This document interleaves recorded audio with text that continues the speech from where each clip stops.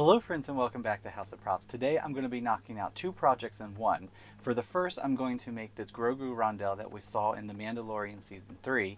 And for the second, I'm going to attempt a smoothing process that I've seen others use but I've never attempted before. It consists of using the spot putty that I typically use, but it will be thinned with acetone and sprayed. It's a technique that's supposed to reduce the amount of sanding time, so let's get started and see if it works.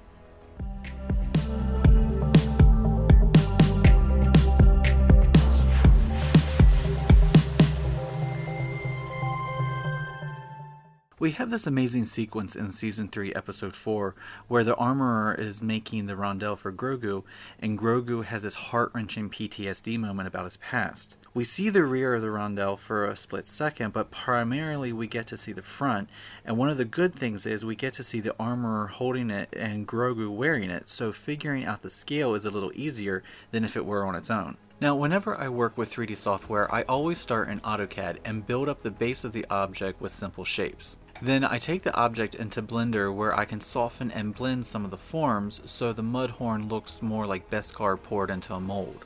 Then the rondel was printed on my Neptune 2S, which I have to say I'm still in love with this printer. It does an amazing job and I'm thrilled with the way it printed all the detail on the back. So before I spray the putty, I'm going to do some light sanding. I'll start with some 120 grit and focus mainly on the front of the rondel. Then I switch to some 180 grit.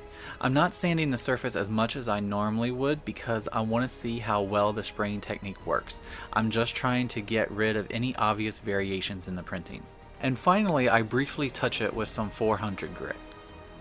If you haven't already, go ahead and hit the subscribe and the notification buttons. I would really appreciate it, and you will be notified every time a new video is released.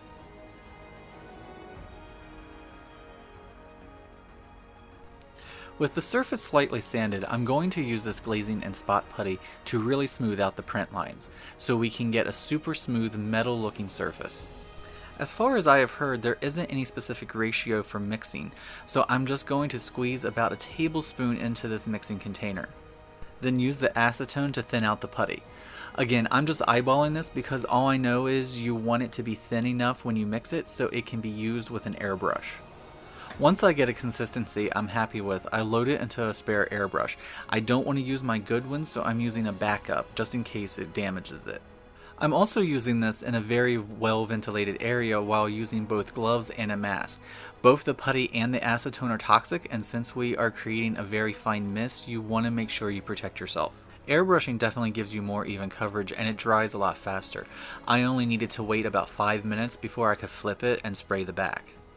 Since the back has all this tiny detail, spraying worked perfectly. It was able to cover all the print lines without covering any of the detail. If we had tried layering all this on by hand, we would lose so much detail and it would be a pain to get smooth again. After the first layer dried, I applied a second layer just to make sure it was thoroughly and evenly covered, and I have to say I cannot see any print lines, but we'll see what happens after it's sanded a little bit. To smooth the putty, I'll start with the 400 grit sandpaper, and this time I'm making sure to thoroughly smooth the entire surface.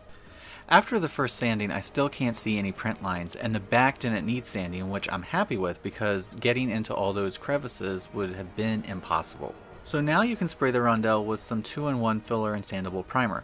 This will just help smooth anything that I may not be seeing, and it will help get us to that super smooth finish. Usually I apply 2 to 3 layers, but for this project I'm only going to apply 1. When the primer is dry, I sand the surface again with the 400 grit. No matter your process for smoothing 3D prints, sanding is going to be inevitable, but for this project the amount needed has been greatly reduced. You can start to see the rondel get a bit of a shine happening. This is great, it means the surface is getting really smooth. Once the entire surface has been sanded with the 400 grit, I'm going to wet sand it with some 1000 grit. This should give us a glass-like smooth surface. First, we use a soft brush to apply a little bit of water to the surface. I like to work in small spots and not the whole surface at once. Then use the 1000 grit in a circular motion. And when you're finished, you should be left with a very fine polished surface. This technique has been working brilliantly and quickly because this is the fastest I've ever gotten to this smooth of a surface. Now let's paint it. I'm going to spray the entire rondel with a glossy black spray paint. The glossy will help keep the shine, and the black always works best as a base when you paint a metallic object. I don't know exactly why, but I do know it really helps make the silver pop. So once the black is dry, I'm going to spray it with this metallic silver. Now I don't want to apply one thick coat, so I'm going to build up coverage by adding thin layers. Otherwise, we may get some runs on this curved surface, and we don't really want that, because that would mean we'd have to sand the spot and then spray again. The silver coated nicely and dried, so now the rest of the paint detail will happen on the rear. I mix a charcoal gray and dab this into the areas where all the crisscrossing lines are happening. You want to avoid the larger details on the rear because these will remain silver. You don't need complete coverage, but you do want the lowest layer to be predominantly gray. When the gray is dry, you will want a metallic copper. This can then be dry brushed over the surface of the crisscrossing lines, as well as the thick wire that runs from the top to the bottom.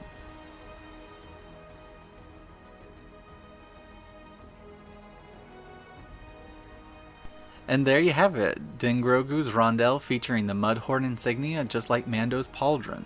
And I have to say, I think I found my go-to method for smoothing 3D prints. It is a lot faster and relatively easy. Let me know in the comments what you think Grogu's next piece of armor will be.